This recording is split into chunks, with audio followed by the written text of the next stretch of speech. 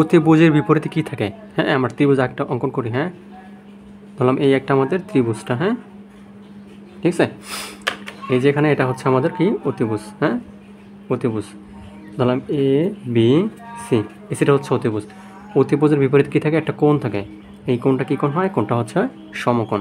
সমকোণ, ঠিক আছে। এটা কী কোণ? সমকোণ বা 90 ডিগ্রি, বা এটাকে বলি আমরা রাইট অ্যাঙ্গেল। কি বলি? রাইট অ্যাঙ্গেল, ঠিক আছে। তাহলে এটা হচ্ছে অতিভুজ, এটা হচ্ছে হাইপোটেনিয়াস, ঠিক আছে। তাহলে সরলকোণ হচ্ছে গিয়ে কি? স্ট্রেট